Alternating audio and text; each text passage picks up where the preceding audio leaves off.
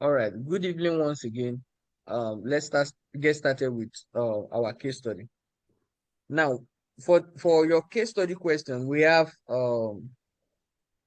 6 parts. The first part is recognize clue.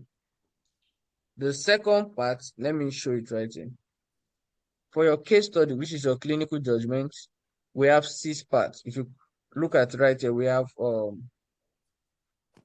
1, 2, 3, 4, 5, 6. We have 6 parts.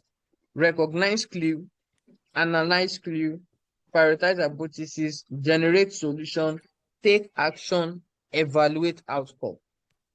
Now, because of a lot of programs have done so many damage, a lot of students don't know how to approach case study. They answer case study question like every of these are individual on their own. No, that is not how to answer case study question. To answer case study question, right, your recognized clue is very much important for the analysis. Your analysis is very much important for the hypothesis. Your hypothesis is very much important to generate solution. The solution you've generated, you need to take that into action. And after you've taken into action, everything you started doing from the beginning, you need to evaluate the outcome, whether the patient is now doing well or the patient is not doing well. So the case study question is not for thinking overthinking. Every information you need to pass case study question is already in the case study. So there's no point of overthinking anything. All what you just need to do is to pay attention to what the NCLEX wants you to do, and then you will be able to pass. Now, what's the NCLEX wanting you to do when it comes to recognizing clue? Right? When it comes to recognizing clue, right? In reality, let me just say this. In reality, this is assessment, right? This is assessment, right? This is diagnosis. This too is your planning. This is your intervention, and this is your evaluation. In real for your HPI. But the NCLEX don't want you to do any assessment. The NCLEX has already done the assessment that you need to do. Your duty is just to recognize abnormalities or problem that is going on with the patient. Then you will gather those problems, and those problems you've recognized from the analyzing of clue. You are from you've recognized, right? You are going to analyze them. If you find out that the patient have maybe 4 issues, you are going to analyze the clue and then use the information as the NCLEX want you to use the information, not as you want to use the information.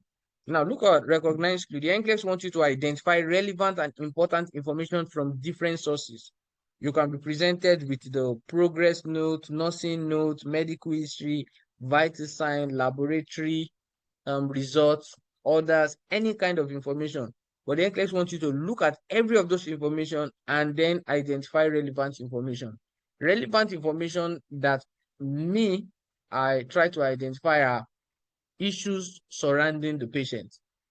I only focus on abnormalities when it comes to recognizing clue. So that is not difficult for any student to do because that's your number one question for case study, right? Yes, I'm recording the class. So that's the number one thing the NCLEX wants you to do. Recognize clue. The NCLEX is not asking you to diagnose. The NCLEX is not asking you to do anything there. So if you have any case study program that you are doing, be it ASA, you what, I don't know, and is not following the same instruction the NCLEX gave right here, then that program is not doing you any good. The program is doing you bad. Because when you go on the NCLEX exam, right, you will be lost because you don't know what to do. The instruction the NCLEX is giving you, because I'm reading from the NCLEX document. This is not my document. This is the NCLEX document. The instruction the NCLEX wants you to know before you attempt clinical judgment question. So it's the NCLEX that writes the exam. That is the reason why you don't see me using any kind of program or any kind of extra information. I only use information within the NCLEX website. And that was what I used to pass the NCLEX exam. So if you use the same information as well too, you are definitely going to pass. You don't necessarily need to have a program. The only reason why you want to have a program is if you want to test extra knowledge to see where you stand in answering questions. That is when you need a program. But aside that, if you are looking for the content that will be on the NCLEX exam, the NCLEX have the content. Your program cannot give you the NCLEX content. The NCLEX have the content. We have 338 content for registered nurses, 280 content for practical nurse, right? So if you cover those content, you are good to go in passing the NCLEX exam. Now, the NCLEX has also explained your clinical judgment, which is your case study. They have explained what they want you to do when you see your first question. Your first question is recognize clue. Your second question is analyze the clue. Now, if you've gathered information from the first part, which is the recognizing clue, then you are going to analyze those clues. Look at what the NCLEX said. The NCLEX said you should organize and connect the recognized clue. So we are not leaving this out. We are not leaving this out. We are still using what we have right here in order to try to create a perfect analysis, right? So we need it. So we need to follow the instruction the NCLEX asks us to do next. Now, next part will be to prioritize hypothesis. Now, this is where you are going to evaluate and prioritize hypothesis, what is going on based on the recognizing clue and analysis. We are now going to now decide what is the urgency, likelihood of any problem happening, risk, difficulty, or are we faced with any time constraint to do something now? That's what the NCLEX wants you to do in your case study, prioritize hypothesis. You understand? So when students get below the passing standard in their recognized clue, then that's when I always used to know there's a problem. Because if you want to get below the passing standard in your case study, the place I feel students should have below the passing standard in their case study should be either year or year, either the analysis or prioritizing hypothesis. It's not possible to have below the passing standard here. It's not possible. If you have below the passing standard here, trust me, you have problem with case study. And it's not so possible to have below the passing standard here. You can have either below, near, right here, but the chance of having below when you've seen everything all, your diagnosis, the problem of the patient, it all means that you don't understand the diagnosis, because at this point of taking action, the NCLEX has already told you the patient condition, the medical order. Yours is just to now look for the right action to take, highest priority. So that's the reason why. So it's hard to be below the passing standard for take action. You can be below the passing standard in these two areas, but this area right here and this area, if you are below the passing standard, there's a problem. You can never be below the passing standard for recognizing clue and evaluating outcome. You can never, because the information is there. The NCLEX has already, maybe for evaluation, the NCLEX is going to tell you patient blood pressure was 90/60 previously before, and now the blood pressure is now 120/70. Have the patient improved or not? The information is already here. Yours is just to look at the previous result and the current result, which shows that the patient has improved. Yours is just to select improve. So how is it possible to be below the passing standard in evaluation? It's not possible. If you are below the passing standard, there's a problem. And I've seen students having below the passing standard for recognizing clue and evaluation. You are not generating any solution. The NCLEX will generate the solution. Yours is to identify expected outcome and use hypothesis to define the set intervention for the expected outcome. The solutions are already there. Yours is to now look at what is the expected outcome and decide the set of intervention you are going to do. So the intervention are already there. Yours is to select, okay, this intervention is important, this is important, this is important. Then you then take action. So this intervention you've selected, it will now lead to the aspect of taking action. So the NCLEX will now give you different kind of action to take, but you are going to select the highest priority from those actions and then evaluation. So case study is not difficult. You have just been practicing right, not your fault, because some program just want you to like purchase them because of you are interested in learning how to answer case study question. But in reality, some program don't know how to write case study question. Some programs don't know how to write case study question, most especially a particular program. I don't know the program. I guess it is NCLEX or something. I don't know. That program don't know how to write case study questions. So I would advise to avoid it. To some extent, the error for case study question on bootcamp is low. So I can recommend bootcamp for case study practice. Aside that, any other program that will not follow this rule, then you are practicing wrong for case study. When you go on the NCLEX exam, it will not be the same thing. So when it's not the same thing, you are confused, you are left with, because if I'm to tell students in a standalone question and case study question, which should you more get question correctly? Case study. If I have all my 85 question case study, I am passing the NCLEX exam easily, because the answers for your case study question are already in the case study. Your duty as a nurse is just to pull out those answers, pull out those answers. You are not thinking about anything. You are just pulling out information, pulling out information. That's what you are doing. But standalone question, you have to think about what you read about the condition. You are trying to remember the sign and symptom. You are trying to remember complication and all that. But for case study, the complication is already there. The sign and symptom is already there. You are not thinking about anything. Yours is just to pull out the information, right? So if they ask me, what do I prefer?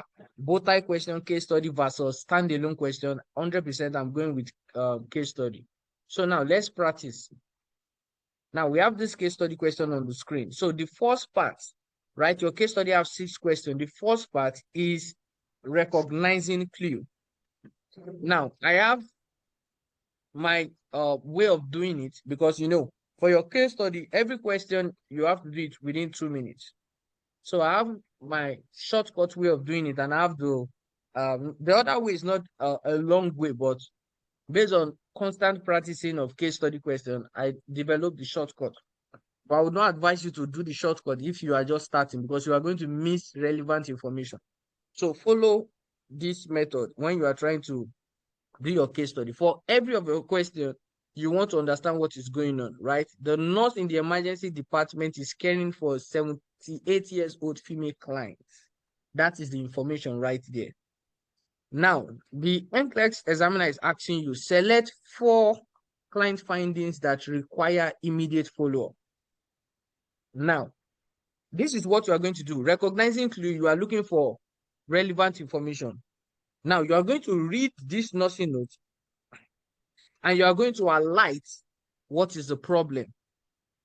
Now, they said the client was brought to the ED by the client adult child due to increased shortness of breath. So increased shortness of breath is a problem. Now, the adult child reports that the client has been running fever. So running fever is a problem, and has started coughing up green sputum, right? That's a problem. They complain of soreness throughout their body. The client was hospitalized for issue with atrial fib. This is an history, very important too. They also have history of hypertension.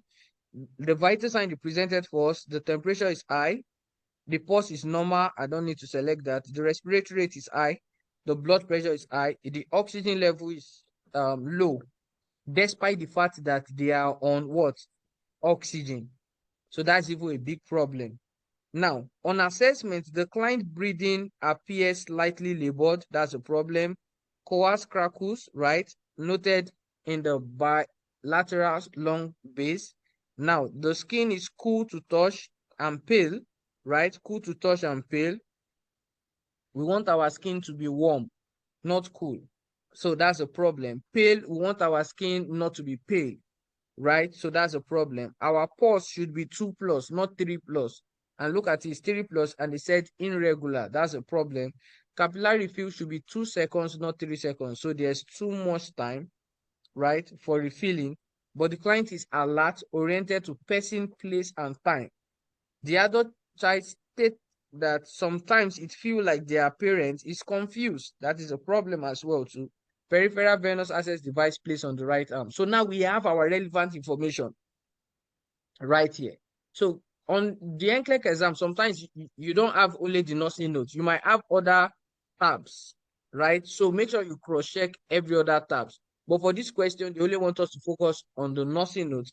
That is the reason why we have just one tab. Now, from this information, I'm not trying to select just 4 client findings. Right there, we have 6 findings that is need immediate follow-up. Now, from the question, if you look, we highlighted the vital sign, right? So vital sign is having issues. So I'm going to keep the vital sign.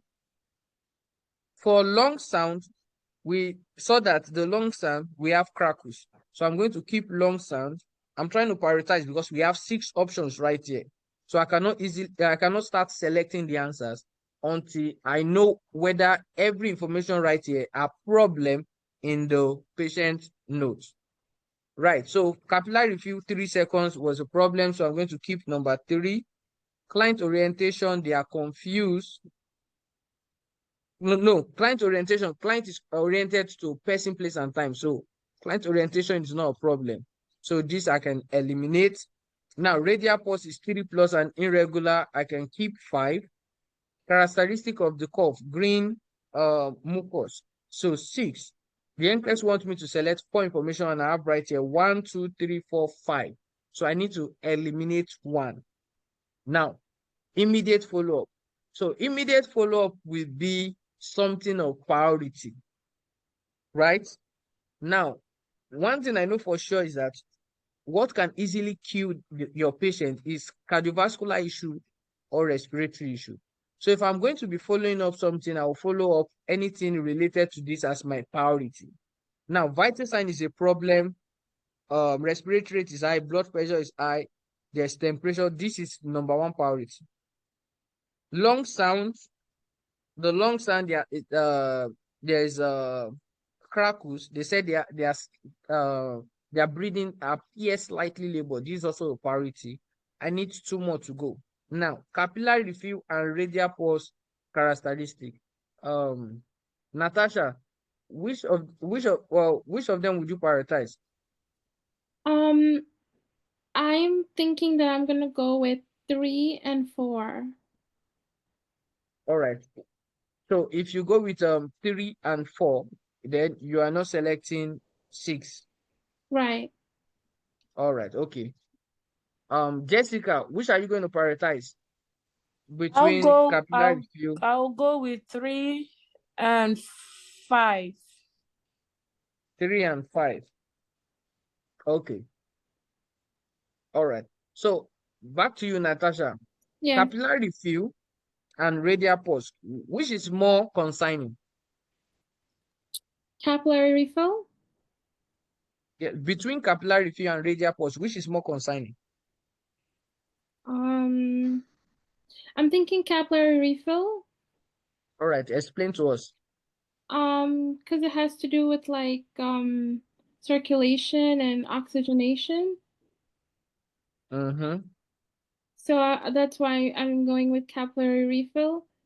Um, and for the cough, I know it says it's greenish mucus, Okay. but I'm still like leaning towards radial pulse more because I Okay. feel like that's more of a priority.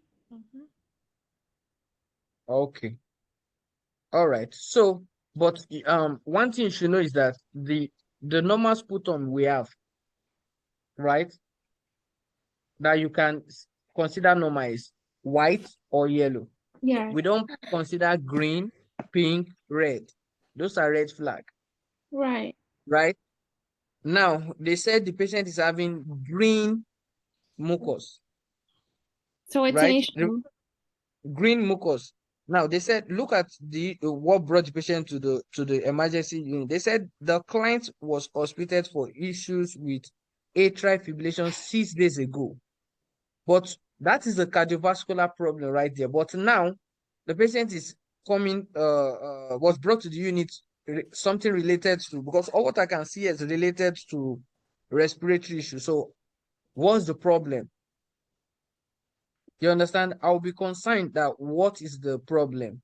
Now, if the patient have atrial fib as their problem 6 days ago, what do I expect from atrial fib? Tell me, what are the signs and symptoms of atrial fib? Mm.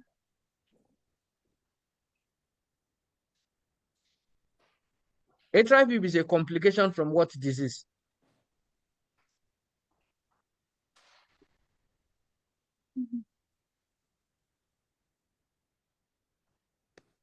Atrial fib is a Is in the complication from chest. heart failure. Abnormal heart rhythm, like abnormal electrical rhythms. Yes, atrial fib is a complication from heart failure. You understand? So atrial fib, based on it's a complication from heart failure. So what is heart failure? Heart failure is a condition whereby the heart is unable to pump blood. So Right. what you expect to see, obviously you expect to see lung capillary fill. 3 plus is consigning, but not too consigning. It's not far from 2 plus. It's not far from 2 plus. Unlike the radial pulse, not only that the radial pulse is not normal, which is 3 plus, the heart is struggling to pump blood. That is what 3 plus, 2 plus, 1 plus mean. 1 plus, the heart is not even putting any effort. 2 plus, the heart is pumping blood the right way it should, right? The pulse is also known as heart rate, right? Now, 3 plus is that the heart is struggling to push the blood.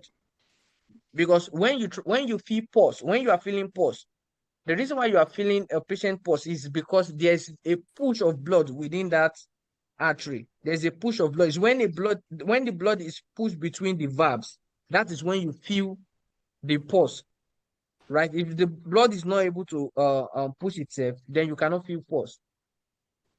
So the pulse, when it's 3 plus, it shows that the heart is struggling so hard to like push, push, push, push. There's difficulty. So 3 plus is consigned. And now, not only that the pulse is a problem, they still said it's irregular. So one, the patient is presenting with respiratory issues. I don't know what kind of respiratory issues. The NCLEX is not asking us to give diagnosis. So I'm not going to diagnose, but I know number 6 will be priority. So 1, 2, 6 will be priority. So you are left with deciding which is going to be priority for you for immediate follow-up between 3 and 5. But the reality is this. Even if you select one of these two and you get it wrong, you are still going to have you are still going to get 3/4, right? So 3/4 is not a bad score. That is the reason why I'm saying, even if you are very confused, you will not still be below the passing standard for reduction for recognizing clue. You will not still be below the passing standard. So it's not possible to fail below the passing standard, except if you are doing anything different from what we've just done now. Right? Is if you are scoring 1/4, that's when you are below the passing standard. But 3/4, great. 2/4, borderline. But 3/4, above. Right? At least every question you are doing, you want to be above average, to be above the passing standard. Right? There's no big deal for being above the passing standard. So, but if you select the right answer, you are going to have your 4/4. So it's nothing to worry about. But I'm just trying to tell you, based on experience or critical thinking, the patient presented with atrial fib 6 days ago. There's a reason why the NCLEX is telling you that. So it means that the patient might likely be experiencing two-in-one problem. Because atrial fib, yes, we expect the heart rate to be high, but in this case, the heart rate is not high.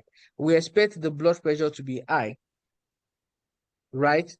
So the blood pressure is high. We expect the patient to have increased capillary fill, but this is not bad. The capillary fill is not bad. I mean, the capillary fill is 3 plus. We have some patients with atrial fib, capillary fill 6 plus, heart failure, which is dangerous, right? But this is not that concern, unlike the radial pulse characteristic. So yes, now when you want to now proceed to your next question, which is the analyze clue, you have to do something. All those information, right, you've taken the vital sign, the long sound. Now take your information. If this is your answer, take your information to question 2. If your answer is the radial pulse and the cough, take your information to number 2. So now, you might not know the answer you selected. That is the reason why the NCLEX provided you a board and a marker. Now, use the board and the marker to write the information out. When you've written the information, because you will use that same information for your question 2, you cannot rely on memorizing them. You might forget them, and they are useful. So you will use the information, and every other bad or something that is wrong with the patient in this information, you also use it as well too, to critically think. Now, before you leave your question 1, you must be able to identify what are the body system that is likely affected. That is what you want to think about. Right here, I can tell you that there's possibility the respiratory rate is affected, the cardiovascular system, right? But the respiratory rate show to be more affected, but we are suspecting 2 body system right here. So now I'm suspecting, I'm not diagnosing. Now let's look at our question 2. Now you can see the reason why you don't want to be thinking about what is going on with the patient. Instead, focus on the question, because now look at what happened in question 2. The NCLEX already provided 3 diagnoses. So if you were thinking before, you were wasting your time, because the NCLEX now said, all right, the nurse that did prepared this nursing note, right? They were suspecting either the patient is having pneumonia, UTI, or influenza. That was the prime suspect for the nurse. So now, what the NCLEX wants you to now do in this question is very simple. The NCLEX now wants you to now look at all these findings right here, and then answer if fever is a sign of pneumonia, UTI, or influenza. If confusion is a sign of pneumonia, UTI, influenza, same with body sore, soreness, cough, and sputum, shortness of breath. That's just the simple thing the NCLEX wants you to do. You can see so far so good. We are not really bringing any information or thinking about too much things. Every information we need are on the question already. So if you are answering any case study question in any different program that you have, and it's not related to what the NCLEX wants, right? Then you are wasting your time. You will have confusion when you are doing the real case study question on the exam. That's the reason why when a lot of students feel they are doing better with a program, when they go on the NCLEX exam, they blame the NCLEX instead of blaming the program, because the question look confusing. They come and say, oh, the question look hard. The question, because you did not practice with the right question. You were depending on a certain question in the program to present the same way on the NCLEX exam. If I was to use a program, I will go for the content instead of the question, because I know these people are not the writer of the real NCLEX exam, and I might meet a different thing. But guess what? I cannot meet a different content if I decide to focus on the content. I might not be able to interpret the question perfectly, but I can be able to identify content. And will I still pass identifying content without not knowing how to interpret the question correctly? Yes, I will still pass.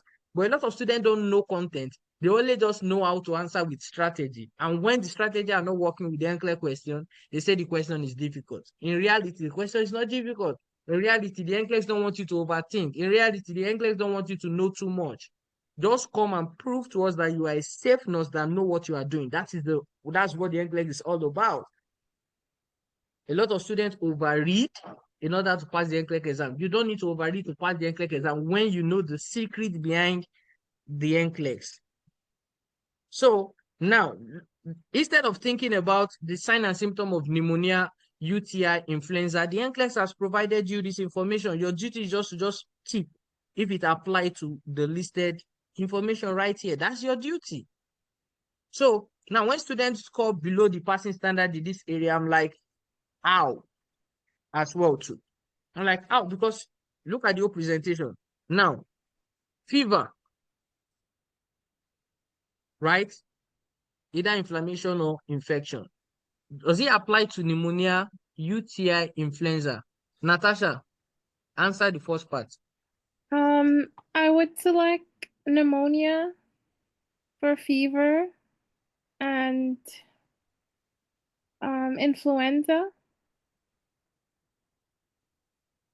I'm not too sure about the fever for UTI, but for confusion, definitely No, UTI. leave the Okay, confusion. Leave the sorry, confusion. sorry. So Okay, I it's would no go with problem. pneumonia and influenza for fever. All right. So what is fever to you?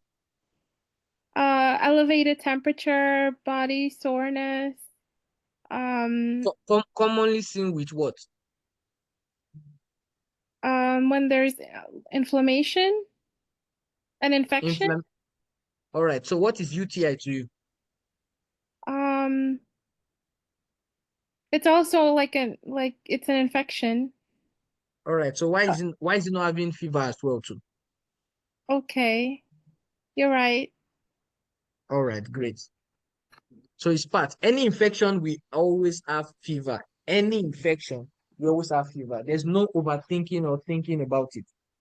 In as much as an infection, the indication for infection is always increased body temperature. Now, that is that for that. Now, Jessica, For confusion, confusion. I would do Mm, pneumonia and UTI.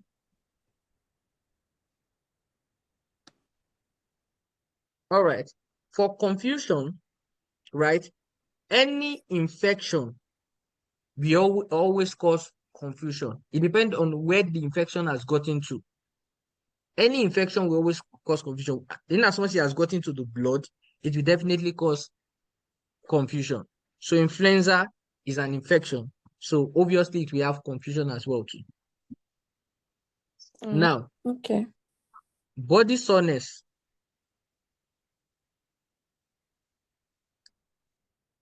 Katrina.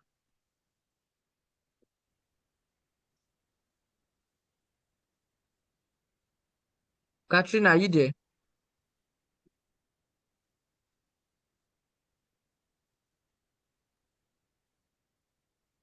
Katrina,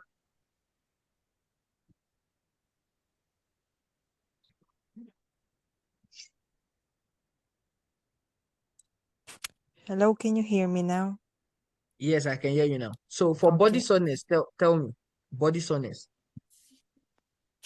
For me, for body soreness, I choose the pneumonia and influenza.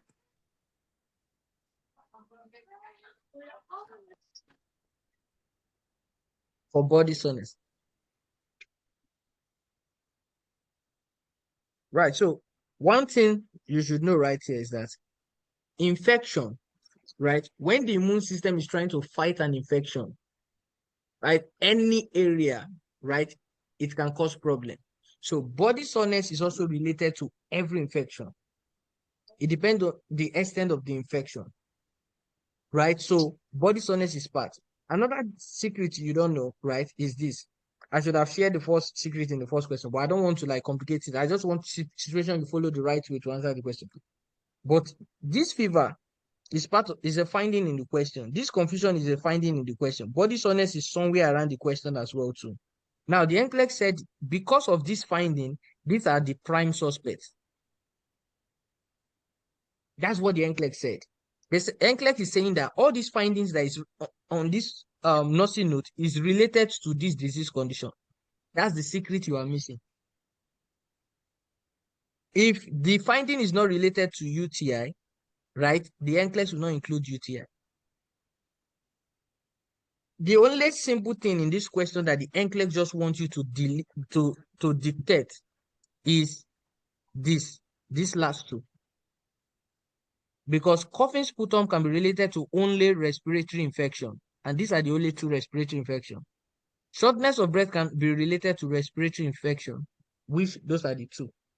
That's just the only difference between these questions. Aside that, coughing sputum is part of the findings right here. Shortness of breath was part of, they said slightly labored breathing. Body soreness is somewhere around this question. Okay, this is it right here. Body soreness. Confusion right here. Fever right here. So now the NCLEX now said, right, we are suspecting that with this nothing note finding, it looked like the patient is either having pneumonia, UTI, or influenza. Right?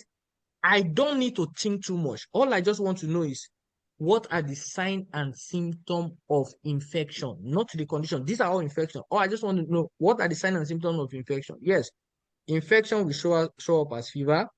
There's confusion. There's body soreness, and all these conditions are infection. So they apply. Cough and sputum can be a sign of infection, but it depends on the infection, because you cannot say because UTI is an infection, so cough and sputum is applied. So cough and sputum is not applied because it's only for respiratory condition. Shortness of breath does not apply to that. So these are your answer.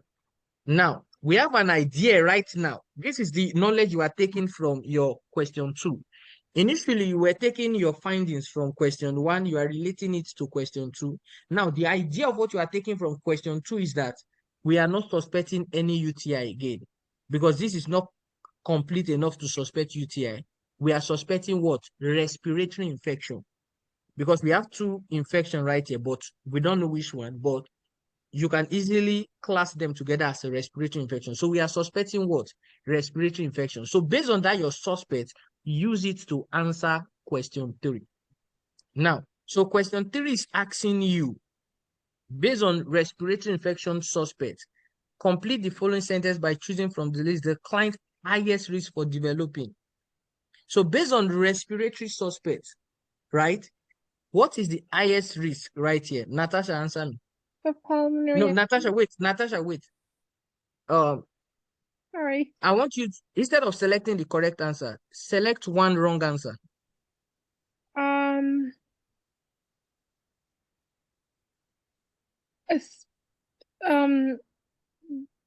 Stroke. Why are you taking time to think about it? What's the confusion? I don't know. I was just thinking like which one's wrong, but I feel like what I said initially is correct for the respiratory. Which one? So I feel like they're at high risk for developing a PE, but you said to tell you which one is wrong. That's why I said stroke, because the symptoms are not consistent with stroke. All right. Yes, that's why I want you to select the wrong answer. The presentation right here is not consistent with stroke. So let's remove stroke. Let the NCLEX guide you, right? Don't overthink. Let the NCLEX guide you. From the second question, right? That is the reason why the whole clinical judgment was made. Report was made from senior nurses that newly licensed nurses are not paying attention to the nursing thing. They look like they need to be taught everything over again. That's the reason why the writer of the NCLEX exam decided to bring case study. And this is exactly how it is, right? When you are working as a nurse. You need to pay attention. So the second part has given you hint that it's a respiratory problem. Now, all what I just need to do is that, I need to now spot out the respiratory symptom right here. Right? From a respiratory symptom, a patient can either have hypoxia or this. These are two that are related to respiratory. this is not related to respiratory. This is a cardiovascular. Even the NCLEX did not list any cardiovascular problem from the suspect. When we were thinking about blood pressure being increased and atrial fib, the NCLEX did not even say anything about cardiovascular suspects. They were not suspecting any cardiovascular issue. That's the reason why it was not added as something you should link a particular sign and symptom. The NCLEX was just strictly suspecting an infection, and they are suspecting the infection either from respiratory or UTI. That was what the NCLEX was suspecting. Your duty was just to select the sign and symptom that apply to the available options. Now we know it's a respiratory problem because we've been able to know that it's not completely associated with the UTI, which the other two are respiratory conditions. So we are suspecting a respiratory condition. So what are the risks that a patient can experience from a respiratory condition? You can experience this. So far, so good. I've not seen when a respiratory condition can cause pulmonary embolism. Natasha, explain. How can a respiratory symptom cause pulmonary embolism? What symptom would you see that can lead to pulmonary embolism? Tell me. Shortness of breath. No, What is that? you are not telling me the sign and symptom of pulmonary embolism. The NCLEX is asking for highest risk for developing. All this, they have not yet developed anything right here. Remember that they have not developed it. We are only looking at what the patient is having right here, and to how will I say it? We are trying to now decide if we don't take care of what is happening, what risk are we putting this patient for? If we don't attend to this patient now, what are they at risk for having? It's just like right now, you insert a urinary catheter, but you are saying this patient is at risk for having infection, right? You maybe a patient returned from surgery, and you are saying the patient is at risk for developing respiratory infection, DVT, right? Bleeding. These are risks. You understand? So now, based on this information, what will put the patient at risk? You said the answer is pulmonary embolism, right? So now I'm not asking you what put a patient at risk for pulmonary embolism, because this is how you need to ask yourself the question as a nurse. What put a patient at risk for stroke? I might be seeing neurological problem, low blood pressure, right? And all those kind of things that can put a patient at risk for stroke. Maybe they're having slow speech, they are paralyzed one side, but I'm not seeing all those things in my findings. So there's no how it can be stroke. Yeah. Now, hypoxia, I am definitely seeing that they have low blood, sorry, and yes, low oxygen. So there's possibility they can be at risk for hypoxia. Now, but there's nothing about this arrhythmia because my question did not even state anything related to the cardiovascular aside this blood pressure. So nothing was even related at all. So this is out. And two, I don't need to be doing all this. I don't need to be following all this too much thinking, because what I'm doing right now is too much thinking. Because from my question two, I've been able to identify that there are respiratory problems. So what I will just do when I come to question three is to eliminate anything that is not a respiratory issue and be left with the respiratory issues. So now this is where you cannot decide your answer. So tell me, what can put a patient at risk for pulmonary embolism? So shortness of breath, like chest pain. Well, actually, no. Shortness of I'm breath. sorry. I'm telling Shortness you of the breath signs cannot and put a symptoms. patient. Yeah. Sorry.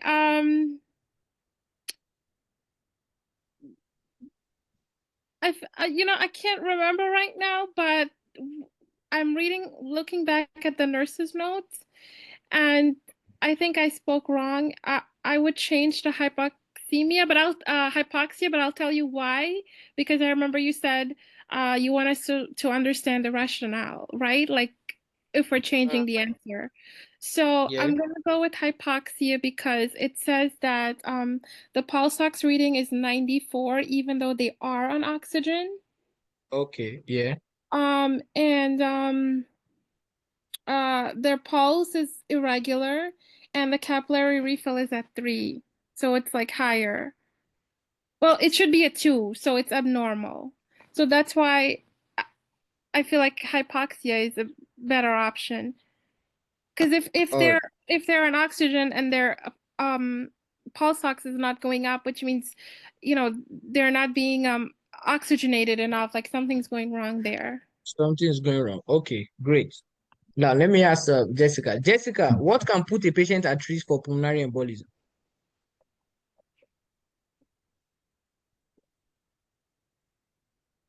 Mm, um, you mentioned DVT. Yeah. Yeah.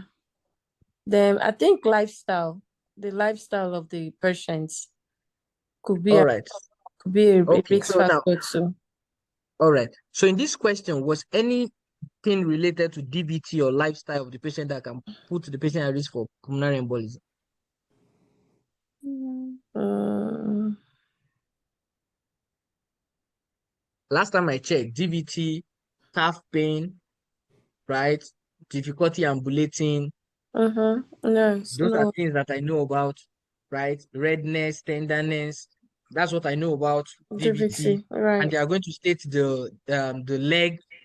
You understand? Nothing in this question stated the leg, right? The lower extremity, nothing Mm, stated the lower extremity leg, nothing stated the patient is having pain to make me suspect DVT is happening that might later lead to pulmonary embolism. So that is how we capture the question. This is the risk, but is there anything that put the patient for developing PE? No, there's nothing. There's nothing. So that's why pulmonary embolism cannot be the answer. The answer is definitely hypoxia. hypoxia. Now, there was a particular student, after taking a case study, because she followed what I said, she said, oh, coach, you know how it be like when you answer the question, the answer also show in the next question, right? Because the NCLEX, it's easy to know if you are doing it wrong when you see your next Next question. question, yeah. You understand? It's easy because now you will not be seeing all those options you selected is in the next one. Then you will not be like, oh, I selected the wrong answer, because it's not related to what the NCLEX want to do next. Now, we understand that the condition, right, is a respiratory condition. The NCLEX said they included a pneumosinus. So let's read. Called to bedside by the adult client, right? The nurse was called to the bedside by the adult client, who states that the client is not acting right. On assessment, the client is difficult to arouse. They are pale, diaphoretic, the pulse is high, the respiratory rate is high, the blood pressure that was high before right here is now low. Now look at the oxygen. You can see now the patient is now experiencing that risk that we said in number 2. Is that number 2 or number 3? Number 3. Now, guess what? If you selected uh, pulmonary embolism, this is the point you will start thinking about it and you'll be like, oh, wow, you've selected the wrong answer. Because even the potential intervention is not related to pulmonary embolism. When the patient has pulmonary embolism, what do we do? I know we know the position for pulmonary embolism. What is the position for pulmonary embolism? We are smart nurses. Jessica, tell me.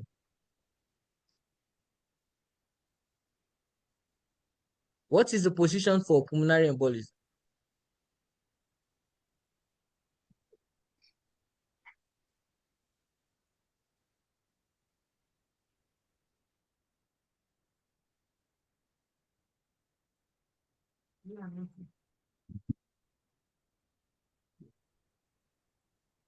Natasha, what is the position we place a patient during pulmonary embolism? High Fowlers?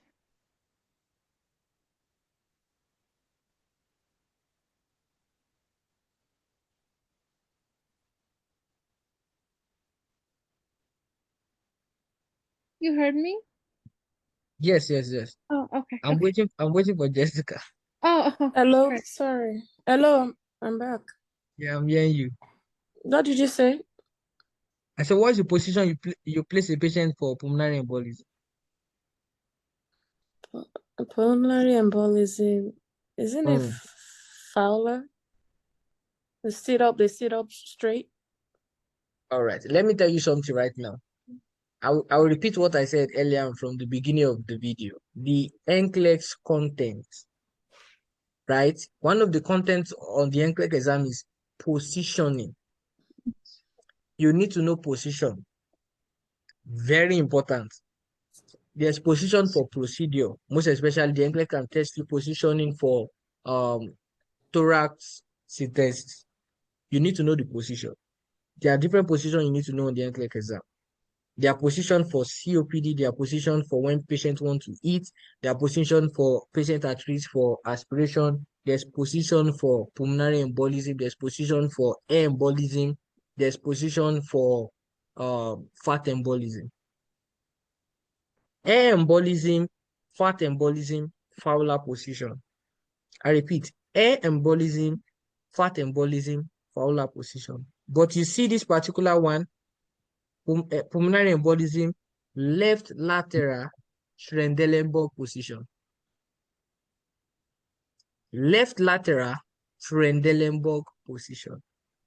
And there's no, if you selected pulmonary embolism, there's nothing related to the intervention for pulmonary embolism. There's nothing related. We don't do defib for pulmonary embolism. We don't place them semi-Fowler. Yes, we might decide to give them oxygen, right? We might decide to give them oxygen. Pulmonary embolism will not cause your blood pressure to be low, right? Pulmonary embolism is not that, it's strictly a respiratory problem, right? But this shows that there's something that is happening beyond the respiratory problem. Most especially the infection now look like a sepsis that has now start wasting the fluid content in the blood, causing low blood pressure. So now it now make more sense. I'm going very far, but you don't need to think about all this I said before you can do the question. Your answers is just right here. Right? If you make the mistake earlier on before, it's easy for you to correct it. But now, because you can be able to see, that is when you keep transferring the information. Because if I were you, I would have transferred the information from question 3 back to my question 4 to know, okay, this is what I'm dealing with. Now, Jessica, answer me. Are we doing defib for this patient? Is it indicated or not indicated?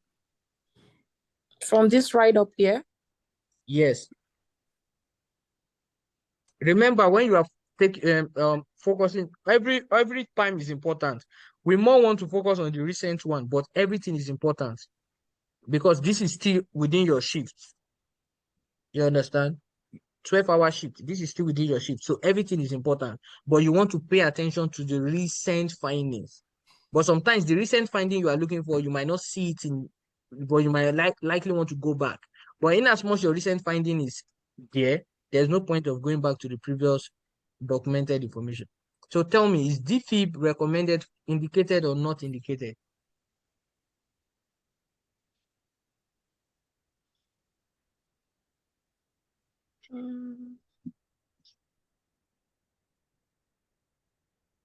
No. Why no?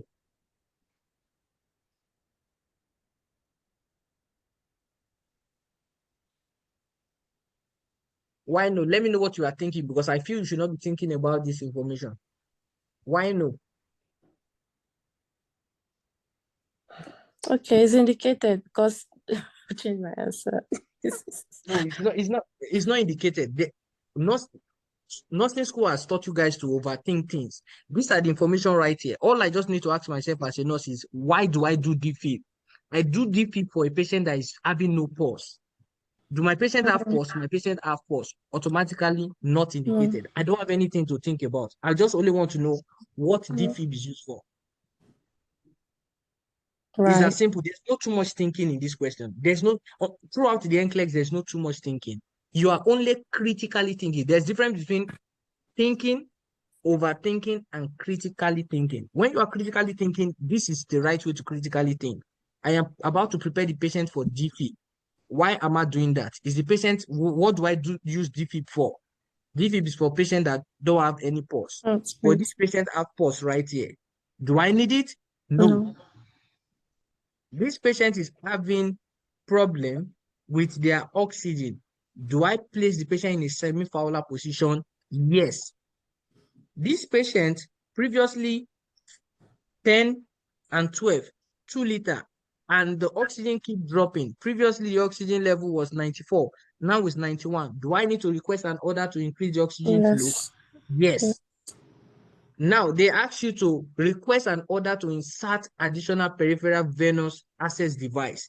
Should I do that? Yes, because Yes. I need to give the patient fluid. The blood pressure is low. You can see as I'm thinking it, I'm not thinking outside the question. I'm thinking within the question, because every information the NCLEX wants you to use to pass this simple exam is on the question. The exam is not difficult. It's the students that make it so difficult because of the extra thinking they are thinking. You just need to know simple thing. That's why the what are they calling it? There's a particular content on your test plan. It's called basic life support. If you have studied the basic life support, right, you'll be able to understand why you use DFib, why you use cardioversion, right, and why you use DFib. DFib is for patients that have no pulse and they are not responding. This patient right here is responding, right? They have pulse. So we don't do that. Now we do this. So now I'm just asking myself as a nurse, why do I need to insert IV? Obviously, because the blood pressure is low. Possibly we might want to give blood. I don't know, but the patient is not wasting blood. But right here is fluid that is a problem. So I'm just going to give fluid. And look at right here, request an order to administer intravenous fluid. Yes, it's not difficult. So now, I now have an idea that yes, truly, this patient is really now. The more I move in the question, the more I keep getting that strong feelings that this patient is having infection that originated from the respiratory system. Now, the NCLEX said there's an order from 12:15, and this is order 12:15. Now, the NCLEX now said, highlight the order that the nurse should consider what? Priority. These are the order 1, 2, 3, 4, 5. Now you need to select which ones are priority. Now the NCLEX said insert an indwelling urinary catheter. Natasha, is that priority? Yes or no? No, because the patient doesn't have like a urinary issue. Like, All why right. would you give them a urinary cath when they don't have any issues? Like they're not bedridden. All right. Great. Right. So for now, I'm not seeing any reason to do that. The NCLEX is just talking about priority. The thing is this, let me tell you what is going on. The NCLEX believe that everything right here will be done. You understand? When either now or later. The NCLEX believe everything right here with it because it's the doctor that ordered it. It's not, we are not the one that ordered it. So we don't need to question what the doctor wants us to do, except if it is abnormal for the patient condition. Right? Should I do this? I don't want to make you guys overthink, but let me give you an idea what is going on. Now, this is what is happening. When your patients have low blood pressure, guess what? You are going to give the patient fluid. Now, when you give the patient fluid, you instantly need to monitor what do they call it? I and O, input and output. So how do you monitor input and output? Right, to show that this patient is now having sufficient fluid. Because obviously there's loss of fluid. That's why the patient is having low blood pressure. So that's when we insert the urinary catheter. You understand? But the NCLEX is not wanting us to like question this order. The NCLEX just wants us to decide which is priority. If the NCLEX wants us to question the order, the NCLEX will state it in the question. The NCLEX will say, click to highlight the order that the nurse should clarify. Click to highlight the order that the nurse should question. But right here, the NCLEX is telling you that every of this order is very important, but you need to select priority. So everything is important. You are just looking for the danger from this claim and looking for which one will solve those important things. If I do this now, will my patient still be alive? If I do this now, will my patient still be alive? If I do this now, will my patient still be alive? If I do this or leave it for later, will my patient be alive? That's how you are asking yourself the question as a nurse, right? So, but this is not important right now because this is not life containing. Vancomycin is life containing because this patient is having infection. I need to fix that. So obviously I'm going to select vancomycin. Now, CT scan of the chest can be very important, but right now it's not important to me because CT scan will take time. Look at what the patient is experiencing, low blood pressure. The patient is not stable. Can I easily carry a patient that is not stable to go do CT scan? I will come back with a dead patient, right? We want to do CT scan, but are we doing it now or later? Later. So this is definitely going to be out. Now, administering IV fluid, right? Yes, this is important because the blood pressure is low. Now we are dealing with infection. Do I want to know what kind of infection the patient is having? Yes, I want to know. So yes, the moment I am giving the moment I have inserted the peripheral access, the moment I've already collected blood, all this I can do it within 30 minutes. I've collected the blood, I have started administering the fluid, and I've given my medication. I can easily send the blood to lab. I don't need, when the result is out, we start treatment, right? So the answer is vancomycin, IV fluid, and culture. Now, let's now look at what number 6 is talking about.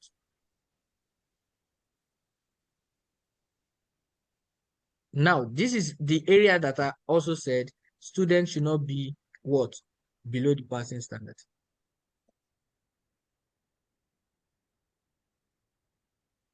Okay, let me go. This is the area I said students should not be below the passing standard because it's not possible to be below the passing standard. It's not possible. Natasha answered the first part. Okay, so from 1200 hours, the skin was still pale, so pale skin, so not changed. Respiration's 36. So Wait. Just only do that the oh, I'm first one. sorry. Okay, so not changed for the skin. No problem. All right. Jessica, the second one, please. Respiratory. 36. It changed. Did it improve? No. It did not improve. I'll do worsen. All right. It worsened. It was Yeah. 32 before, but now it's 36. So it 36. did not improve, not change, worsen. Now, Jessica, again, do for the blood pressure. Blood pressure, it's worsened. It went down. Let me see. Yeah, it went down. Way Okay. down. Natasha, the blood pressure. The blood It pressure worsened. improved because it was 90/62 and now it's 118/68. All right. Jessica, are you seeing what you are missing? Hold on. Before the blood pressure was 150/82, right? Before. And the second Yes. time it became 90/62. Over 62. Then this is the new one. We did 3 blood pressure. Oh, sorry. I didn't see that. No. No. My Oh, eyes did not go to the one on the side. So it was just 90/62 and 152/86 I was looking at. oh, okay. All right. Okay. Let me see. Yeah, it's improved. Yeah, I've Oh, definitely improved. okay, Yeah. improve. My Now, eyes did not go to that area at all. I was looking at the one in the nurse's notes. all right. Let me tell you one secret. If anybody want to get below the passing standard, it's not here. So pay attention. Don't Right. lose focus when you're answering the question on the I exam, was okay? actually reading the nursing notes though. I did not even look on the side to compare Yes. the difference of the numbers. Okay. Read the Yeah. question very well. The NCLEX talk about there's a new assessment findings. So this is assessment finding 1, 2, and this is the third one right here. So we are comparing to see the trend. That's why there's a particular place on your Okay. NCLEX content that talk about vital sign. So you should be able to understand trend in vital sign. Very important. So now, Did not change. Natasha, Not change. Yeah. to do for the post oximetry, and then the last one as well too. So it's at 1200 hours it was 91. It's still 91. So Not change. not Not changed. change. Yeah. And Client interacting with adult at bedside. So, 1 second. Sorry. I would say, Isn't that right? So worsened. I think, Worsened. not changed because, from 10, it says the client is alert and oriented, to person, place, and time. And then at 12, nothing like that was stated. So I would say not changed. So, but what happened to this new assessment? That's worsened. What do you mean? We have 3 assessments here. This is assessment 1, Right, assessment 2, and this is assessment 3. right. So assessment 3 did not find out that the client is now interacting with the adult child at bedside. So what happened to that? Yeah, that's what I'm saying. I said not changed because from the first notes, it says that the client's alert to time, place, and person, right? So they're okay. But at 12, No, this is not the neurological problem, right? The first this is what happened. Adult child. This is the first information about the adult child. right. The complaint was that they were confused. The second information about the adult child is that they are not acting right. Okay, so then it will So be improved. now the nurse said the new finding is that the client is now interacting with the adult child. So there's changes. Improved. Okay, I see it. So it'll be improved. All right, great. So on the scale of 1 to 10, how do you feel about case study? 7.5. Yeah, what do you say? 7.5. I do feel like I need to practice more. this was a really good practice, and I guess it helps when you're breaking it down. It makes more sense. That's right. All right. Let me tell you the truth. 100%, right?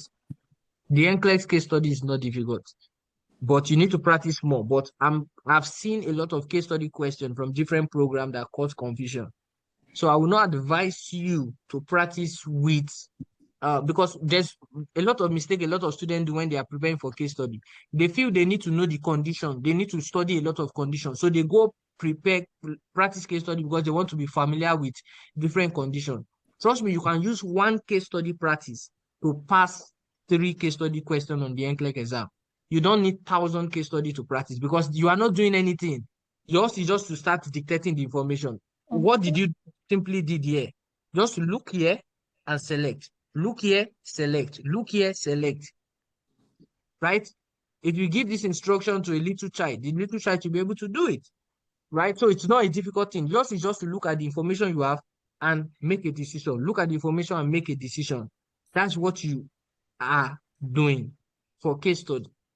Now, this is the structure for your case study. Now, if you are practicing any case study question and it's not related to what the NCLEX said here, immediately stop practicing that case study. I beg you with Almighty God, stop practicing that case study because when you go on the NCLEX exam, you will meet confusion. You don't want to change the approach. This is how the case study should look like on any practice. The only case study I've seen that is closely related to what the NCLEX have here is boot camp. 80% I can rate boot camp. There's a particular program. It seems they call it NCLEX. I don't know the name. This I'm rating them 0% for case study. They don't know how to write case study question. Bootcamp, I can see, I've gone through audio 50 case study question on bootcamp. I can still say related because bootcamp, there's a lot of error, but 80% I can see say they understand it, how to write the case study question. But if you look at it and you see there's nothing related to recognize clue, following this information, run from that program.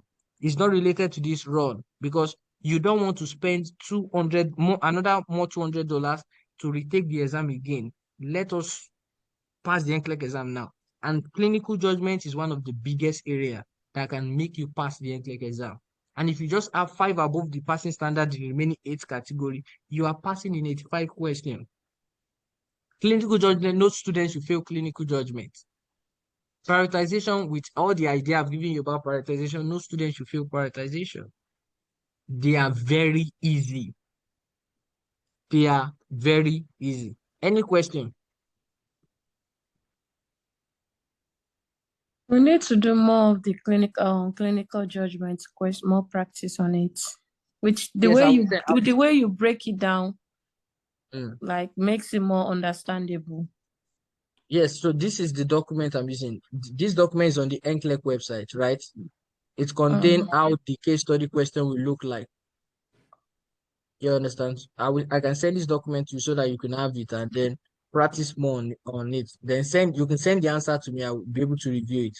Okay, this is for RN, so mine is gonna be Yes, P. there's PN right there. If you go down the document, there's PN. Okay. Let me go down. There's the PN case study.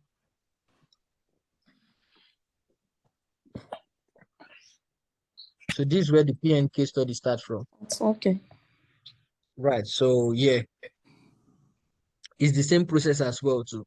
Select information for immediate follow-up. All you just need to do is to select your information for immediate follow-up, grab those information and those findings right here, take it to question 2, right? Take it Right. to question 2. And in question 2, you are looking for risk. So based on the experience you have with this patient, are they at risk for leukopenia? Leukopenia, Are they at risk for paralytic paralytic ileus, fluid ileus. imbalance, right? Injury from falling or this? You are going to answer those risks. So once you are done with doing that, now you have an idea what the situation is. When you have done your case study question 1 and 2, you will eventually have an idea what the condition will look like. Then you will now make your highest risk. You can see they are the same thing. That's the reason why a lot of programs don't make it the same thing. And I look at it, I'll be like, wow, a lot of students will be confused. Now you need to prioritize right here. So once you prioritize the highest risk of developing, the same way we prioritize highest risk for developing hypoxia, now you are going to take that information now to the next question. So if you prioritize right, you are going to see your intervention right here easily. So when you are done selecting your answer right here, then you move to number 5, which talk about indicated or not indicated. So once you are done with that, then next is to evaluate the patient, right? I always used to tell students that even if you have not done the case study, you can still answer the what are they calling it? The evaluation without Evaluation. not even knowing number 1, 2 to 4. You can still answer it, right? Let us try it. You are going to see that you still be able to answer it without not even answering number 1, 2, 3, 4, because the information is there. There's nothing you are thinking about. Now, the NCLEX said, we've not solved this question. So let us now see if we can, if I am lying or I'm saying the truth. Now, this is a progress note, 10 o'clock, right? 16, right? So let me look for the progress note. What the progress note is talking about. So this is the progress note right here. So the progress note 10, they said the client is admitted for recurring otitis media and worsening symptoms. So I have an idea what the diagnosis is. Now they said 16, the client was transferred to pre-operative suite for scheduled surgery. Now the client was later transferred after the surgery to post-anesthesia care unit, right? And they tolerated the surgery without no complication. They returned and the patient is stable. Now, you can see I have an information already. Now, let me move to the laboratory result. The diagnostic result, they said their fluid from lumbar puncture came out negative. They have negative for lesion and absent inflammation on the left mastoid bone. Large fluid contain collection noted in the inner ear and middle ear. Now, you have to take note of those information. And then laboratory finding, they said this is pending. The collection of the fluid, they tested it, but the result is pending. So now let us do the magic. Now they said keep the client what? In a supine position. Is that indicated or not? Oh, is this one? No. Why no? Who answered the question?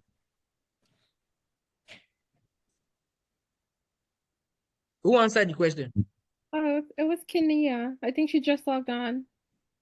Yeah, Oh, okay, I okay. was saying not indicated because, well, the patient has drainage in the ear, so I don't want to keep them supine. I want to keep them upright.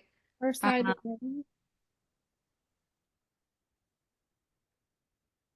Sideline for lumbar. What position do you place a patient after lumbar puncture? Probably left. What ear was it? Sorry, was it left or right? Left, master point. Probably on the left side. For lumbar puncture? Sideline. Do you understand my question? The NCLEX is saying keep the client in a supine position for 24 hours. But we are asking ourselves as a nurse, why should I keep the client? Is there any indication for why I should be doing that? But the client, they said they did, what are they calling it? Lumbar puncture. What position do you place a client after lumbar puncture? Supine position because of the risk of chronic headache. And we do it for 24 hours. So yes, it is indicated. Access for bleeding from the left ear. Yes, because they said things are coming out from the ear, indicated. Administer antiemetic to prevent vomiting. Yes, it's indicated to avoid vomiting. Reinforce the importance of coughing to clear airway. Not indicated. This patient just did surgery to the mastoid bone. Wait, okay, 1 second. So we're saying that a patient who had a spinal fluid needs to be supine, laying on their back after they had spinal fluid? Yeah, Yes, that's yes, what I'm yes. thinking. But why? I'm surprised. Honestly, I'm surprised that you're asking me why. Well, because they just had like lumbar puncture. Once you put them on the side, because if you laid them supine, wouldn't it cause like more damage to the site? Like it wouldn't heal? Okay. Wow. I'm surprised. I felt this was the most easiest thing in nursing school. I don't know how you guys medical surgical class was. So let me just try to explain. There are two procedure on the NCLEX exam that you must allow the patient to lie on the site of the procedure. One is biopsy, two is lumbar puncture.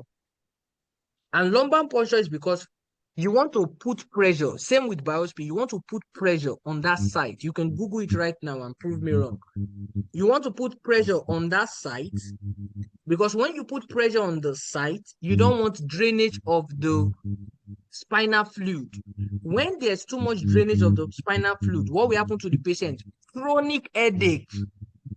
And that headache is not relieved by medication until the patient gets back to normal. Mhm. So why do you want to put a patient at risk for that kind of chronic headache? Just because we just did a simple procedure to collect little of the fluid. That is the reason why we put a patient after lumbar puncture for uh, in a supine position. Google it right now and tell me if I am wrong. Yeah, no, you know what? Now that you recollected my memory, I do recall something about um like pretty much pressing on the site when it comes to a lumbar puncture. Um, Okay. but that's something that I definitely need to review again because it's not quite clicking. But yeah, because at first I'm like, wait a minute, doesn't sound right. But now that you recollected my memory, I'm like, yeah, that sounds pretty much something that you would do. Okay. All right. I'm still going to reinforce something again. The NCLEX content. It's part of the NCLEX content. Positioning, right? If you have studied positioning, right, you would have known the position. This particular content is also on what's the name of this program? Ultra is also there. One of the video content on positioning. It's there. Positioning. Right. So that's the position you want to place them. So that is pretty much the answer. I don't want us to waste much time. Let's go to the um the last part. Now, what is included right here is the nursing another nursing note, which is 14. Discharge the client home with post-surgical instruction, follow-up appointment scheduled in 1 week. Now, I should avoid blowing my nose. Is that a correct understanding? We want to look for understanding. Is that a correct understanding or no understanding? Kenya, Can you please repeat the question again? these are the client statement, right? So want to know if it's a perfect understanding or no understanding, right? Yeah, the first question, I should avoid blowing my nose. I think that's understanding. Okay, so explain to us. Um, Maybe I'm not really good at explaining this situation, but I do remember you're not supposed to put any type of like force. So blowing your nose can cause some of the forces. I just don't remember how to explain it, but from what I remember, I believe that this is understanding. Like you shouldn't blow your nose. All right. So, well, everything you've said right now, the NCLEX don't want you to overthink it because evaluation is not overthink. The problem that is happening that you should think is already in the question. The patient is having ear issues. That's the main reason why they should avoid blowing their nose. The answer is already in the question, is already right here. So that's why it's an understanding. I will experience some permanent hearing loss. Understanding or no understanding? Natasha. No understanding. All right, no understanding. That is correct. Permanent is a red flag. They are not going to Yeah. who have otitis media and experience permanent hearing loss. No, they can have temporary, but it should resolve, right? But not permanent. So no understanding. Now I should check with my physician before I travel by air again. Kenya, understanding or no understanding? Let me reread this. I should check with my physician before I travel by air again. I think understanding, like uh yeah, I think you could check with your physician before traveling by air. Why? Why? Um, because they had some sort of issue that happened with their ear, and then it just seemed like, when you travel by air, your ears can kind of pop and stuff like that. So it could become a not a good situation per se. Yeah, but when you travel by air, there's sound, and those sounds can cause problem because there's an ear issue going on. So yes, this is the answer. Another secret I said previously is that anytime the NCLEX is saying report something to the physician, they are always correct. Now, next, I will stop taking the anti-infective as soon as I no longer have the ear pain. This is the most easiest question ever. Jessica. Understanding. Hold on. I will stop taking no understanding. Oh, I was surprised. No understanding. Mm, Because you shouldn't stop taking like any medication prescribed to you should okay, not like stop abruptly. So there are ways to perfect stop it. explanation. Yeah. Any medication, that's the key word. Any medication, you should not stop it until the doctor asks you to stop it. Stop, right. Right. So that's a perfect understand. That's why I removed the anti because it applies to every medication. We don't stop even if you don't have the problem again. You need to finish the medication. Mm-hmm. Now, Natasha, last one. I should not shampoo my hair until my physician instructs me to do so. Um, I would say understanding. I'm guessing because like they just had ear surgery, and if they're gonna shampoo their hair, maybe like the shampoo getting in the ear or like water. So maybe that's why. So that's why I'm saying understanding. All right. Using the secret I found out, anytime they say follow a doctor instruction, reporting to the doctor, those answers are always correct on the NCLEX exam. But to understand this, if you are shampooing your hair, what are you doing? You are washing off the dirt in your ear. And remember, this patient just did surgery. Now, what will happen? Those dirt is going to go to the contaminated area of the surgery, and that will cause infection. That's the reason why they don't want to do that, because there's two things that is happening to the patient. Aside the fact they're having acute otitis media, maybe because we did not read the question from the beginning, but aside the fact they're having otitis media, they are also having what are they calling it? They did a particular surgery. So I don't need to read all the questions. I've already spotted every issues right here. So case study is not difficult, right? True or false? True. Okay, great. So True. yes, more When you practice. break it down like this, it's true. Yeah. Obviously, case study questions. It's different program that make it look difficult, and the way they explain it by including too much information, whereas your information is on the question. Is on the question. The NCLEX don't want you to put different information, but the program you have make it look like you need many information in order to answer case study question. You don't need it. Yeah. Also, You I apologize regarding the lumbar puncture question. You were No, correct. it's not a problem. It's not a problem. It's been I'm not perfect. I'm not elongated. perfect, right? It's side lying while you're doing the lumbar puncture, but after, so post-op, it would be like supine. Yes. Yeah. So I I understand, right? So yeah, I'm not perfect. I can make mistake as well too. So I expect you just that's why I did not say no wrong. I just said explain. So Yeah. yeah, I definitely understand. I want to play a video from the NCLEX writer about the, I guess, 1 minute video, 2 minute video, so that we can understand.